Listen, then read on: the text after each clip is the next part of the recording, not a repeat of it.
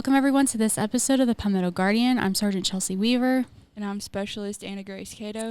And today we have some very special guests. I'm going to let them introduce themselves, and then we're just going to start talking about today's topic.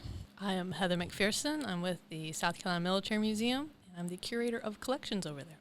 Hello, my name is Sergeant First Class Meghann Church, and I am the command historian for the South Carolina National Guard. Awesome. So if anybody guesses, we're talking about history in some sense today. So I kind of want to talk first about the museum because we haven't had you guys come in here for a while now. So could you kind of just talk about the museum and maybe some displays or some things you guys have going on, what you do over there as like a full-time staff member, and then after that we'll kind of go into what we're really here to talk about. Yeah, we actually have a lot going on since last time we were on the podcast. We have new staff members, one being a curator of education now. So we're doing a lot with K through 12 groups and homeschools. We have a curator of exhibits. So we're actually starting from the beginning, Revolutionary War, and kind of going through the entire galleries now and redoing all of that.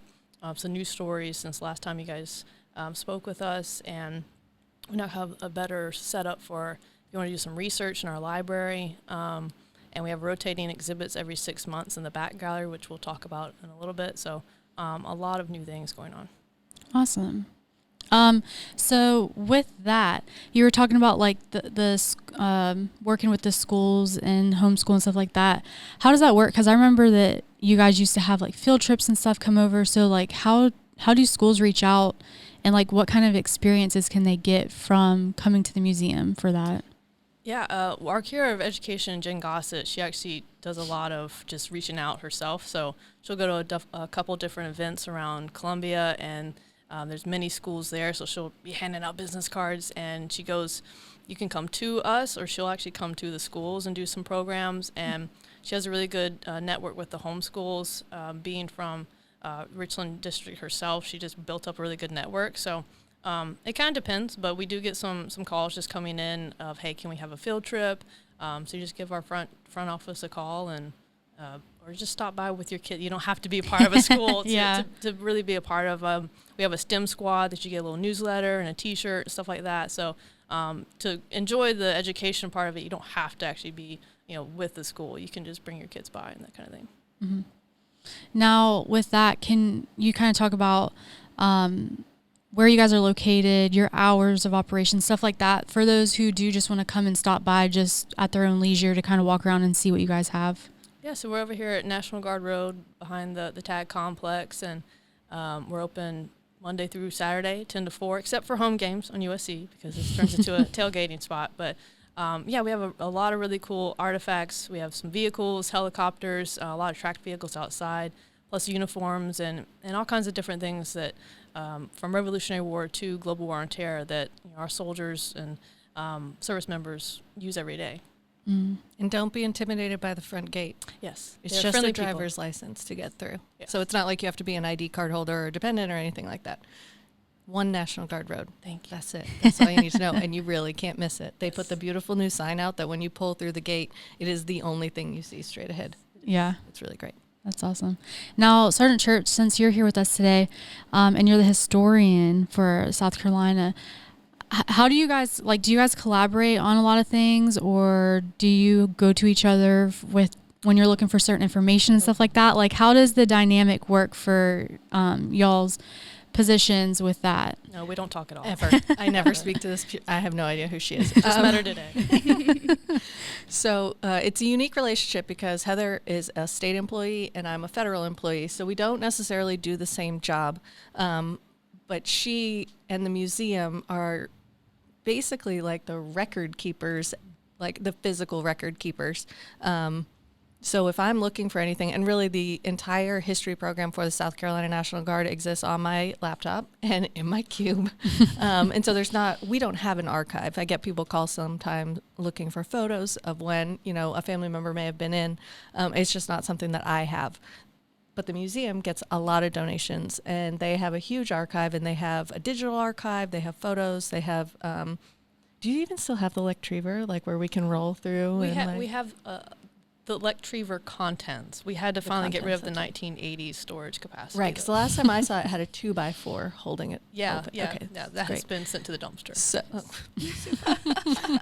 So I can go in and, if you kind of give me an idea of what the unit was, we can either track it through lineage, or they have it organized by county, by city, by like that kind of thing. So I can go in and do research that way.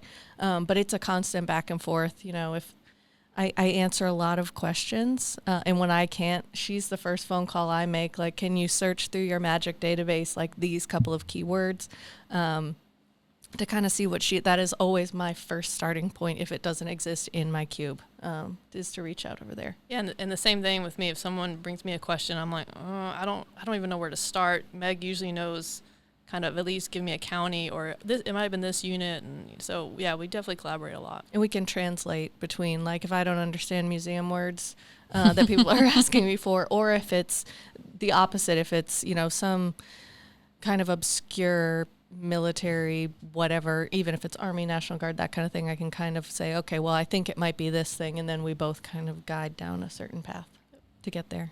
Teamwork. Awesome. Yes, teamwork makes the dream work. Amen. So let's kind of go into this event that's coming up. It has a soft spot, obviously, for public affairs. So, and you were mentioning how the back gallery, every 6 months or so often, you guys are changing that exhibit. So this one is very special to us. So I kind of want to talk about that and push the information out to those who would be interested in coming to see it. Yeah, so what we have running back there now is called Developed Darkroom Photography of the South Carolina National Guard. And it came about when we were actually going through our photographs, our archival collection, and I was like, these are really nice shots. And I noticed that one person had taken most of them, Sergeant Major retired Philip Jones, and he's actually a friend in the museum. So I talked to him about it, and he had some equipment, like his cameras that he actually used in the field, and an enlarger and some of the typewriters and things like that. So like, I think we can really build a exhibit around this and highlight the fact that this is how history of the Guard is preserved. It's you'll forget about it if people aren't out there writing articles about it, taking photos, doing podcasts like this.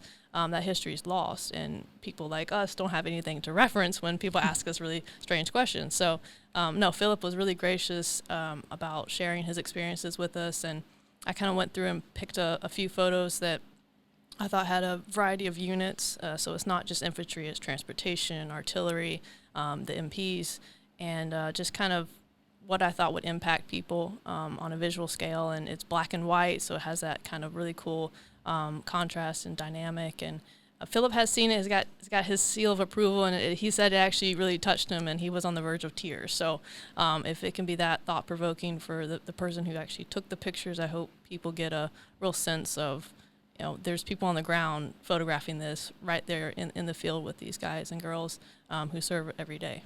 Mm-hmm. It's a unique time frame too, I think, especially historically, because it's the late 80s, time early frame, 90s. early 90s, which historically for the Guard was a peacetime operation. And so we see now, like, there's a lot of history that's captured here and there because we've been in a wartime posture for the past 20 plus years. And then if you go back before that, you get into like World War II and those kind of things where the only way to keep track was to write things down and save them. And then there's just this vacuum from the 80s and 90s up until about Desert Storm and Desert Shield where there's nothing. And Philip also collaborated with quite a few people. If you'll see the yearbook, Mm-hmm. there's an 80, I think it came out in 88, and you'll see it randomly there's one that sits up in Tag's green room. Like, I have one highlighted and tabbed, but it's like, I don't know, it's like this big, and it has photos of every single person in the Guard.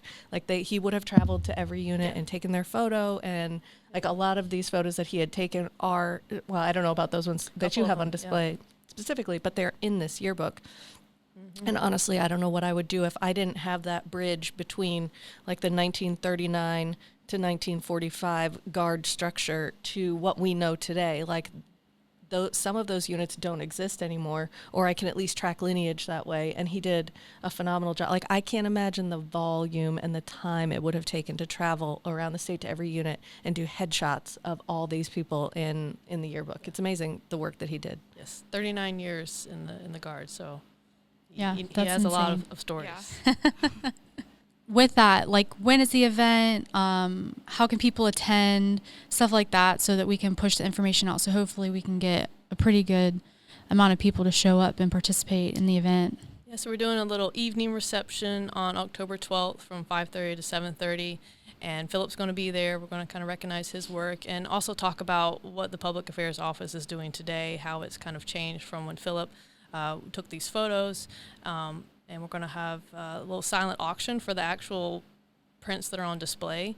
Hopefully some people will come by and be like, oh, yeah, I know that guy, and, oh, I was right there. So we're hoping for that kind of step back into time with a lot of the people who hopefully will attend. But it'll be at the museum. We'll have little light refreshments. You can dress up fancy, but you don't have to. And we're just really looking forward to kind of that camaraderie and everyone getting together and seeing what public affairs, how important they are to the Guard. Mm-hmm. I'm excited because, like you were saying, with the yearbook that he created, maybe having people come to this event and seeing all the equipment that you have displayed that they used. Like, I could not imagine today in this time taking photos with film and processing them in a dark room. And like, I did it in high school, so it's so much fun, but like the level of work that we do and how fast paced it is and stuff, I couldn't even imagine what it was like back then to have to go through that whole process to be able to get that final end product. And like you were saying, the photos that are displayed are amazing. Like, I can't wait to hopefully, like you said, see if people come in that were a part of the photo or know somebody to get more information on them, just to see the equipment. But I'm hoping that it opens everyone's eyes to like what it takes to be in public affairs, because so often we get well, you just take photos, like it's not that hard, but there's so much more that goes into it that people don't understand. And seeing somebody's work like that, especially during that time frame, hopefully will shed a little bit more light on like what we do in our section and the things that we need to be able to succeed in our job, and also to preserve the history of the Guard and stuff like that. So I think it's awesome. Like, all of the exhibits that you guys have put on down there, like, I mean, you guys have had some elaborate stuff, and like, this isn't super big and fancy and elaborate, but like, just what's in there is so, like, I don't know how to explain it. It's just so cool to see like that time in history. So I'm excited I'm planning to be there, and hopefully a bunch of other public affairs people will be there, retired or in, so that everybody can kind of experience it. But I think it's going to be really great. Are you going to petition to have the brassard brought back? I don't know. We'll see what happens with that. I have asked about getting a patch, but for whatever reason, whoever I talk to is like, no, you're not supposed to. But I'm like, other units have like MP or Seaburn. Yeah, Seaburn and stuff like that. So I'm like, why can't we just have a PAO patch? I don't know. Maybe it's something we can look into like down a the road. heraldry thing that I can get you. There you go. Boom. That's cool. The Air Force wears theirs whenever they're out shooting, I think. Yeah. Yeah, the Air Force is so different though. Like, I feel like they can do whatever, and like everyone's like, okay, that's fine. I mean, it makes sense, like, because when you go out, you're easily identified. Because when I first started and having our big camera bags, anytime I went to an event, I was always mistaken as a medic. Like, oh, are you a medic? And I'm like, no, I'm public affairs. And it's just because we carry the big backpacks with the camera gear, so they just assume that you're here as a medic. So I just always thought that was funny. It's not as common now, but when I first started, definitely they would ask, and I'm like, I wish we could wear something so people would know who we are.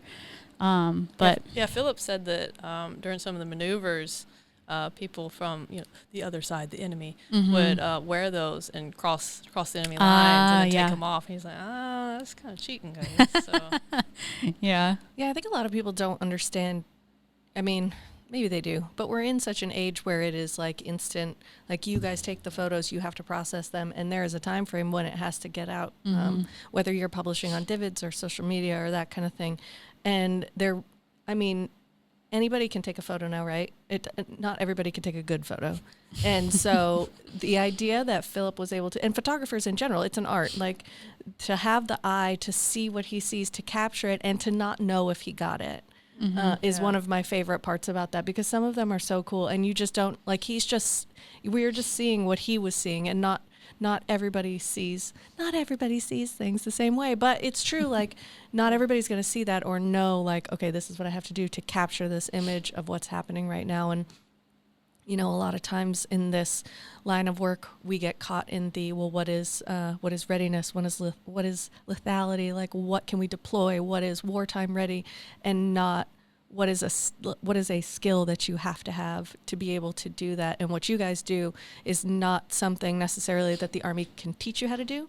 They can teach you how to process. They can teach you all of those things, but you can't teach that eye.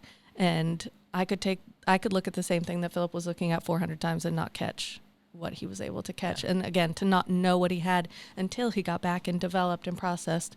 But to your point, hoping that the people come out who are in these photos, because that's another thing we run into when we're looking through these old photos and capturing metadata and that kind of thing, is like, we may only have the uniform or a guess of like, okay, I think that patch was worn by this unit at that time, or this is a last name or something like that, to be able to like really nail down where they were and what they were doing and who they are, and those kinds of things will help your archive. Yes. And will help us when we get those phone calls like, hey, do you have a photo of so-and-so? The more information, the better. Right. Absolutely. Mm-hmm. Yeah. There is one photo we are trying to identify, and I asked Philip about it. He's like, I don't remember who he is. I'm like, come on. You didn't write all of it Didn't down? Write down that one. That was only 40 years ago. Yeah, dig that one out, my guy. Exactly. Now that we've talked a little bit about the event and everything, you guys have kind of talked about how you collaborate. But Sergeant Church, what do you do on a daily basis? And like, how did you even become the historian? Like, is that is that slot in MOS? Is it a guard? I know you're a technician. Like, just tell us how it all works in a short synopsis. Sure, I can do that. They're currently working to make it its own MOS right now. Right now, there are 7 states that have, they're called military history detachments. So it'd be similar to public affairs, very small units. They have like A, B, and C team, which, you know, can make up of different rank structures and that kind of thing. But they all fall under the 46 series right now, which is the same 46 Sierras. Yeah, mm-hmm. So they're all under public affairs. I think the idea being that you should be able to capture photos and interview and that kind of thing. But they are working to create their own career progression MOS for historians specific. I went to a military history detachment course when I first got hired, and it was, you know, how to collect and what questions to ask and that kind of thing, because it is interviewing, but it's a different kind of interviewing. And I have a degree in journalism, so I kind of was able to get the difference. The idea being that when public affairs interviews you, that is something that is for public consumption. And if I were to sit down and interview you, this is not some kind of gotcha game or anything like that. It's in order to learn from what has happened, I need you to give it to us, like, and we say warts and all, like, tell us everything bad that happened and everything good that happened, because you can't learn unless you know all the things. We will just perpetually make the same mistakes over and over and over. Even though we still kind of do. I don't remember what we were talking about the other day. It could have been a hurricane mission or something. But it's always pay, food, and lodging. Like, those are the big, you know, what can you learn? And we don't seem to, which is fine. Some things you just never will. So there is work being done by the U.S. Army Center of Military History to create its own career progression on the Army side, so you can enlist not as public affairs but as a historian into some of those units. Because again, what happens is you get somebody who enlists into a military history detachment and then they get pulled away by public affairs or you know, anything like that. Happens all the time. So the reserves have many more military history detachments assigned to them. Just by nature of their mission, they are the reserve of the active component, truly. So they can fill in on those deployments when a division goes as the history detachment. In fact, I talked to the historian who, it's an additional duty for him with the 218th right now. They're in Africa, and he's already linked up with the historian for the Horn of Africa, who is in the Army Reserves. And so there's already that collaboration happening, and it's just a dream. Like, I'm so proud. And I was so happy that he reached out to me before they left to kind of talk about what to collect, because there is a regulation and there is kind of a how-to, and I do have some, like, this is the bare minimum, but this is also what you could do. And there's not, it's okay that there isn't a standard because every mission is different and all of those things. But like, if you could just at least get me this, anywhere up to this, and also link up with the historian in country or wherever you are, because there will be one, then you can collaborate and collect documents. And that way our story is not lost, you know, to the ether. And that, you know, if the Horn of Africa, that mission's history is written, it will include us. It's the same at the National Capital Region. They have a historian who's wonderful, and every couple of years I get a message, hey, how's it going? By the way, you know, the 263rd AAMDC, the 2nd and the 263rd, the 678, they're all rotating through that National Capital Region mission. You know, can you get me kind of some structure of what the unit is? And this is what I've collected from what they've done in the mission. And so I know, even though I don't have it, that it exists in these places. Like, our history is being captured at whatever mission is kind of happening. As to what that means for me day to day, great question.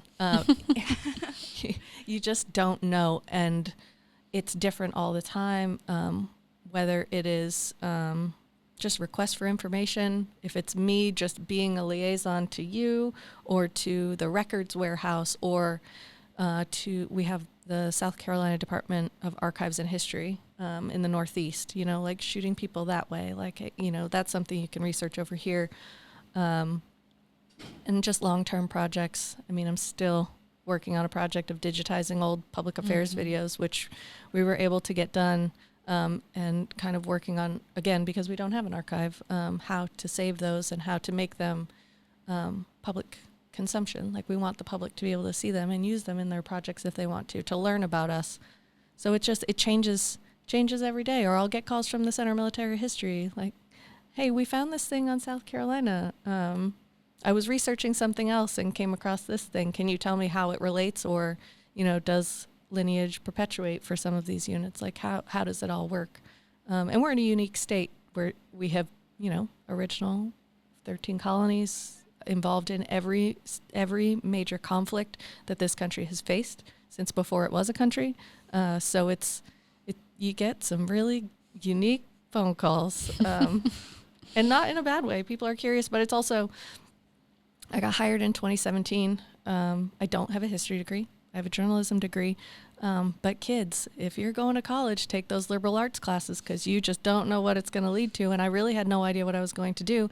And so I was just taking classes to try to figure out what I wanted to do. And it was a history professor who was like, you need to go into writing. And so that kind of fundamentally changed the course of what I ended up doing. But you just take classes and you never know. And to be a federal employee as a historian, you have to take 18 college credits in history, which I had.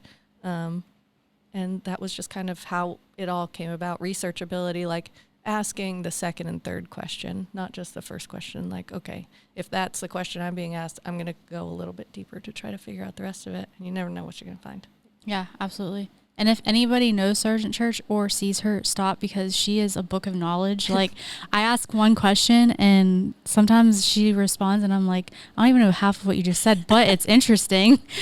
Yeah, and that's it. Like, I don't want to get...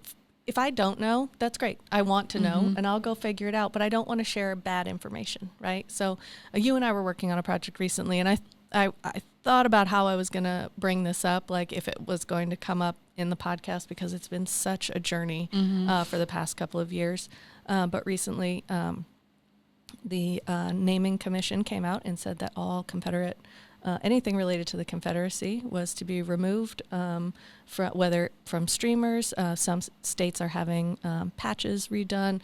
We've had bases renamed. I've been working with Fort Jackson on renaming roads at Fort Jackson. Sidebar, Fort Jackson doesn't have a historian. So when it comes to South Carolina, they'll give a call over here and say, hey, can you come over and help with this project? The Soldier Support Institute has one, and he's wonderful. And if you ever get a chance to go on his staff ride of Fort Jackson, it's fantastic. But they don't have a historian. And so because we're so tied to Fort Jackson, it's an easy collab. But yeah, so recently we were taking photos of the streamers that we were turning in to Human Resources Command to HRC. Those were being turned in, and that could be another podcast if you want to go into all the details. But the long and short of it is an exception to policy where those streamers could be displayed on guidons has been rescinded, and so that meant we had to turn those in as federal property back to HRC. And so to capture that history, we worked with Heather and we worked with the Public Affairs Office and a steamer. And we collected. The units were fantastic. They turned in what they had, if they had anything. And we took photos to save in your archive. So that way we could say, these were the streamers we had. This is what we turned in, and all of those things. And you just work with everybody. Like it's not just a one-man show. Like you have to collaborate across. And so that was something we worked on recently. And people are curious. Like how many people, we had a bunch of people. Oh my gosh. What are you guys doing? I know. Why are you guys taking photos of those? Yeah. I could give a class. I think I could probably post up in here with one guide on and give a class on streamers for a week. And people could just pop in and be like, what's that one? Because, and I've talked about this before, but everything has symbolism when it comes to history and heraldry, and the Institute of Heraldry, who designs these things and works with the Center of Military History, and right down to the number of what the numeric designation is for a unit has symbolic meaning and history. And so it's just education. Like, some people didn't even know that it was going on or didn't understand why it was happening. And so to be able to sit down and explain it, then that's one more person you have explained it to, who can then explain it to somebody else, who can then, and that kind of thing, and just getting that information out there and not having it be some hidden secret, that one day the streamers are gone, what happened to them, and that kind of thing. Like, no, there was a reason, and this is a reason, and it is a valid reason. It's a correction of federal record, and we did it, and we complied, and that was that, and that was Tag's guidance, and he's like, hey, this is what we got to do, let's do it, but let's take some photos first. Roger that. We'll do it. So yeah, I mean, it changes every day. You never know what you're going to get yourself into or what Center of Military History is going to call and ask for, and I love it. As you can see, she just makes it up as she goes. I do. 1,000%. All of that It sounds so made up. And that's the thing. I love learning about history, but my brain just cannot retain the information. That's why when I talk to you two and you just like spit stuff off like this and like dates and like here and this unit and that unit, like I'm like, how can you remember all this? Like I would have to carry around a big notebook or binder with just everything so that I could reference, because I would be that person that would be like, I know what it is, but I don't remember exactly. Let me take a look. But you guys are just like boom, boom, boom. Like you just know it off the top of your head. And it's mine's insane. a selective memory. It's real selective. It's very selective. It's real selective. Yeah. And I was really paranoid about that at first. I don't know if you were when you started, because I think there is an element of fake it till you make it. Yes. For both of us. But I was so paranoid that I was going to get a date wrong or I was going to get something wrong. I did not want to get it wrong. I wanted to share good information with people, and I spent a lot of time just really worried that I was going to get it wrong. And then you kind of hit a point where you're like, hey, if you get it wrong, you just correct it, and it's fine. Yeah, especially for live newscasts, and they're like, let me just pop this question out at you for no reason. You're like, that's why I asked you, are you going to ask anything? I think we did a live shot before the centennial of World War I over at the museum, and I mean, it was 4:30, 5 o'clock in the morning. Like, I can get up in the morning. I had already filled the bottom of the Keurig. I forgot to put a cup in that morning. Like I had filled the bottom of the Keurig with coffee, and they're asking me like all these questions about units that had deployed in World War I, and I was like, please don't get this wrong. Please just get it right. Yeah, it's kind of easy to like say the tag sits down for an interview. Well, tell me about your deployment, sir. It's really easy to tell it from your point of view, but then you're like, so tell me what happened 100 years ago. You're like, okay, remember this. So, but yeah, just like Meghann was saying, it's even with us, it's not, let me look in this one book and okay, if that book says it, then that's what it is. No, let me find a couple different resources, and I think both our jobs are a lot of research and just like you said, trying to get the facts right for the people who are asking. So with all this amazing information and all the stuff that you guys have to like capture and stuff like that, what's the process look like? Because I know a big issue that we came into was when we were creating the 9/11 documentary, the 20th anniversary. And that's when we realized like we had all this information that we knew we had. It just wasn't collectively together, and we had to pull from all these different directions. We had to sit down and talk with people, do interviews, pull stuff from them, pull old footage and photos and gather that from people who were a part of these different missions and stuff during that time. So like when it comes to, like you were saying, deployments and all that, and there being historians there, how does it work with collectively capturing all of that? Like, do you just have a running Word document, or do you have like a form that you kind of fill? Like, how does that stuff get captured? Okay, well, besides up here, because eventually you won't be sitting here. No, I have continuity. It's the if I get hit by a bus file. If anybody's looking for it on my Mac or on my laptop. So I, in an ideal world, twice a year we'll collect from the units, and it comes out in an all hazards, like, hey, this is everything we're going to capture, and this is how you capture a defense support to civil authorities mission, this is how you capture a deployment, or this is how you just capture your year. Very similar questions just to be answered, and that's kind of a bare minimum. Every unit, I don't know, does Public Affairs still do unit Public Affairs representatives, the UPAR system? We're trying to revamp it because for a while we just didn't have people, but now we've had a lot of people interested in public affairs, so we're trying to rebuild it. So hopefully that'll help with the historian side of it as well. Yeah, so it's an additional duty. You can have a unit historic officer. It's a memorandum. I've got it. I've sent it to some units, and it doesn't have to be an officer. It could be a historically minded anybody. It could be an E4 who's in college, really anybody who's going to take that and collect that information. So ideally I get it every 6 months. That way it doesn't get lost. Because, I mean, 12 months is a long time to try to remember what you did, you know, even just during an AT. And with everybody going to so many exercises, and whether it's NTC, JRTC, like they're just all over the place. It's a lot to try to capture. So assigning somebody to that, if you are an officer, you can go to, I think it's a historic unit history something officer course. It's a 5 X-ray. It's a course at Fort Leavenworth that you can go to become like whatever that, what's the word I'm looking for? It's an ASI. So you can get that, and whatever the officer word for additional skill identifier is, but you can go and become a historian that way as an additional assignment as well. It falls in the Guard. We try to cram so much into drill weekends and into training. Sometimes it falls to the full-time staff, which isn't fair because they've got enough going on. So we've come up with some different ideas, whether we report it during USR time, which happens quarterly, if we try to collect it every 6 months. Really, I'll take anything whenever I can get it, truly. Like, and that was another thing I was really hard charging when I started. Like, no, I want this every 6 months so I can collect it. And now, if you find something at the unit, just send it to me. Like, I find stuff all the time, and I just kind of keep it in folders. I've moved a lot of it to the cloud, so that way it will exist off my computer. I share with you hard documents that I find, and we decide, like, is this something we should just scan, or if this is a document that we should keep. But yeah, it's a process. It's never going to be perfect. I accepted that a long time ago. And you take what you can get and hope for the best. So if units come across something that they know hasn't been sent to you already, or if someone comes in off the street that's like, hey, I served in this unit however long ago, I just found this like in my garage, but this is from like this time period, would the unit then just shoot you an email or give you a phone call and say, hey, I don't know if this is important, but this is what we have?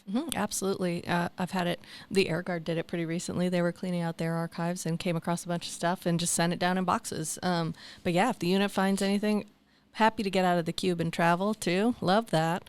But again, we'll collaborate. Okay, I'll go through it and see if it's something I can use, and then I'll show it to Heather and see if it's something she can use. And as long as it's ours, there's no expectation of it going back to the unit, yeah, we can decide what to do with it, and scanning and all of those things. I mean, I still have a lot of files I need to scan, but just job security, the pile grows. Even programs. I keep programs from all of the events that happen, because you just don't know.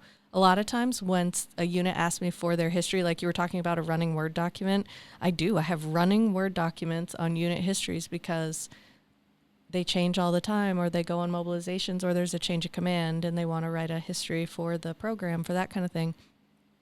And so I work with units. I'll send it to them every once in a while. Hey, can you add to this for the last year? Or they'll ask me for it for their change of command program or something like that. And then they'll add to it, send it back to me. And I just keep this live document. Same with, we have a live document going for all the mobilizations since 9/11, which is a beast. And complete and incomplete, truly incomplete, especially in the last 10 years. It is just hit or miss what I have. But yeah, it's just everything has to continue to it's never going to end. It's not, it's something that we have to keep working on all the time. Yeah, and that's really important for us too, because a lot of the stuff we have is older, probably like 80s and back. So even when we were redoing kind of our little 9/11, we have a piece of the Pentagon, and I was like, well, Meg, who deployed on 9/11 and what was the deployment? And she sent me a wonderful document, like 7 pages or something. It was great. So yeah, the fact that she keeps that up and keeps with the units, she's really keeping that history going, because we don't have it.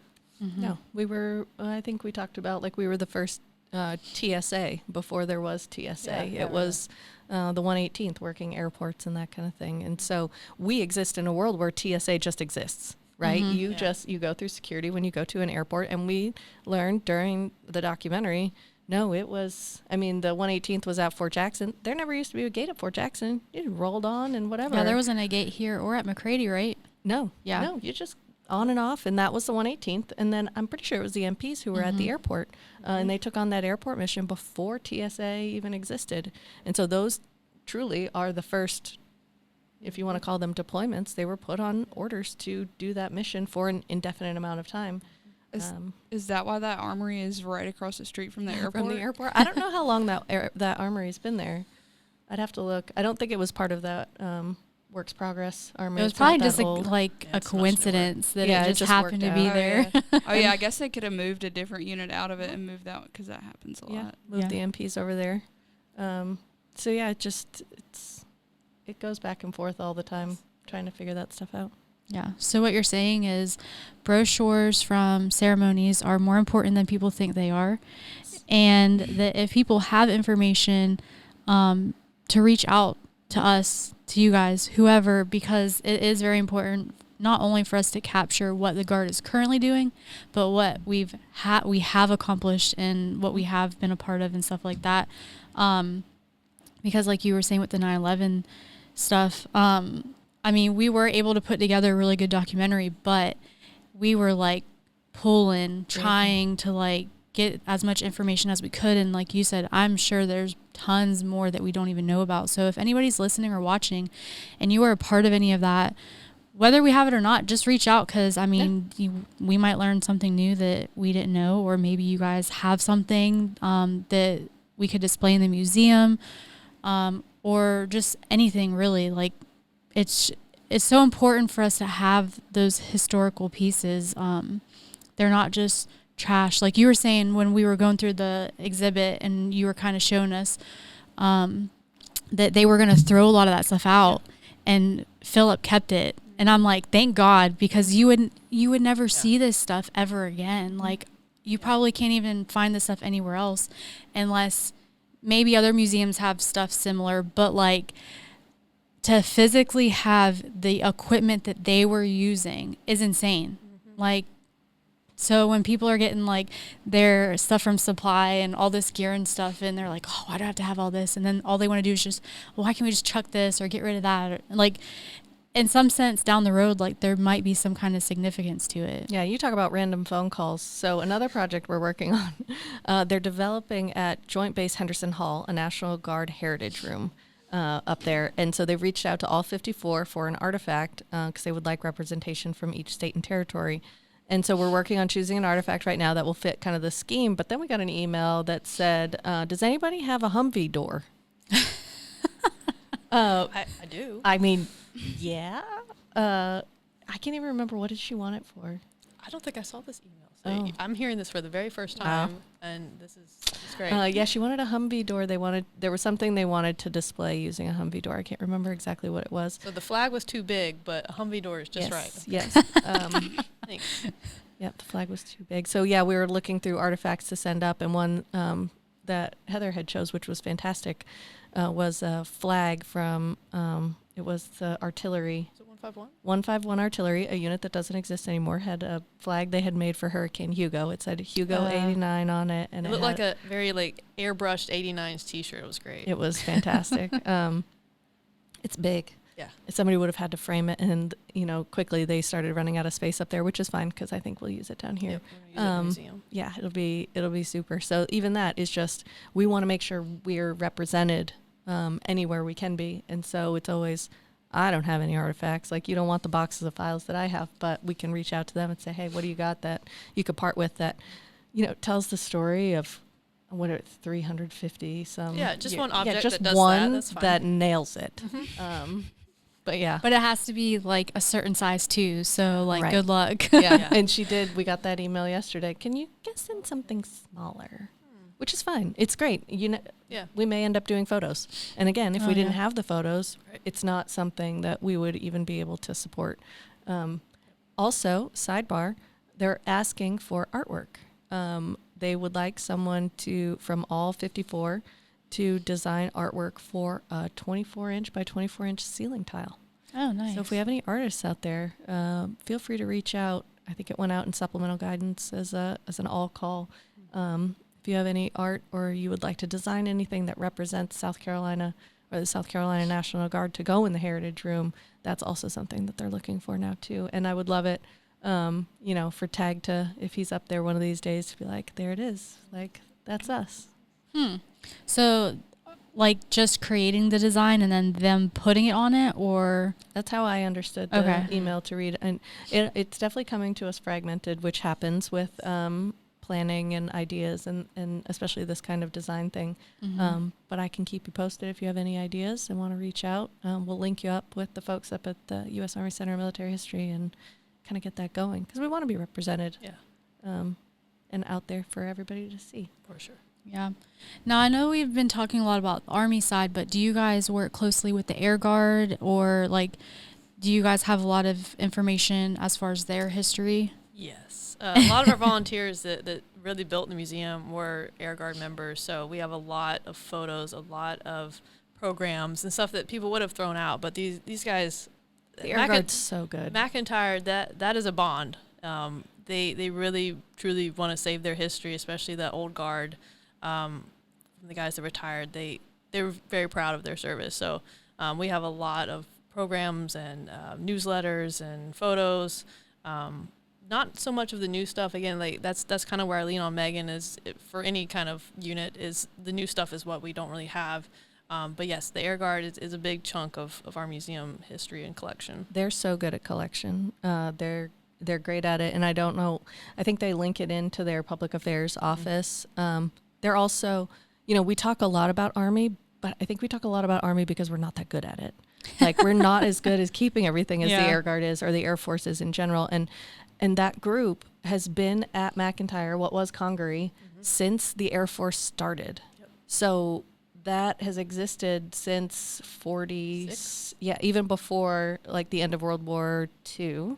They had the first aircrafts out there before there was even an Air Force. It was the Army Air Corps. And so for that to still be in the same location, it may be different squadrons and different units and that kind of thing, but to be in the same spot since the Air Force started is, it lends itself to having a collection that gets maintained over time and isn't lost when a unit moves from armory to armory or, a place gets bulldozed or anything like that. Like they have been in the same spot for that long. 75 years? Yeah. They just had their 75. Cool little patch to go on their sleeve. Swamp Fox, let's go. But yeah, I don't have to put in my job as much focus on the Air Guard because they're so good at it. And anything they don't want to maintain out there, they give to us. And, we just keep it in the collection. And even the Department of Archives will tell you they have a ton of history on the Air Guard, but they do not have a lot. The last I talked to them, they hadn't had anything from the Army Guard since the end of World War II. Oh, wow. So it just happens. And we're not hoarders of information. I don't want people to think that either. Like, we want to share. Yes, we don't want to just keep it to ourselves. Yeah, no. That's too much rattling around up there. All right. Well, I mean, we've definitely talked a lot today. Is there anything else that maybe we didn't discuss, or any other information that you would like to put out to the listeners? Nothing. We do have an oral history project, so if anyone is interested, it doesn't matter if you don't have to be retired. You're still service, and that's still your history. So anytime we can get someone on tape telling about their history and their experiences, not only helps the museum, but also helps the command historian as well, just to get that on tape, because that's something that you're not writing it down. It's not a record, so the story can be a lot more complex. It's not just names and numbers and dates. It's an actual human experience. So that's always important to keep up as well. I think that's something we both enjoy, and I think I enjoy it as an NCO as well. A lot of the historians in the other states are officers. And if you send something to CMH, the histories are written by GS-15s, right? Like Dr. So-and-so is writing the history. But at this level and at the unit level, I love the individual histories and individual experiences. I think one of our favorite ones, and I think I talked about this on the last podcast, is the journal we have from one of the 117th guys in World War I that you guys have over there. Yeah, 117th. We have a 118th as well from World War II. So yeah, the journals that they have are so good, and it can be just as mundane as like, I got a shower today, or I ate something today. But there's one in the 117th where he got leave to go to Paris, and he runs into the 118th. Oh, and wow. just like he writes about how happy he was to see somebody else from South Carolina. And it's those kind of things that I think bridge like the macro, like overall big histories that are written. But on our level, we want to know those kinds of stories. We really both like that. So if it's the oral history project, if it's an artifact, if somebody passes away and you find something and you want to share it with us, bring it over and we'll take a look at it. And if it's not something we can keep, or she can keep, then we have resources all throughout the state and town and that kind of thing to make sure those things are captured. Yeah, we definitely like supporting community museums too, because sometimes something we can't put on display, maybe someone who's from Newberry, they would want to actually display it in a museum in Newberry. So it gets a little more highlight and showcase if we can't display it. Yeah, we can tell the story. The Guard exists outside of Columbia. Yeah. So we want it's hard to believe. Hard to believe things happen outside of the TAG complex. But wow, do they. The whole big world out there. Yeah. So anything, we're easy people to talk to. Give us a call. Yep. Shoot us an email. My information's out online. Yeah, we'll put y'all's information in the show notes. So if anyone who's listening or watching, definitely check that out. Get in contact with Sergeant First Class Church, female type. Yeah, the Meghann kind. The Meghann type, and Heather over at the museum. So, yeah. Yeah, just thank you guys for thanks chatting for with us. having us.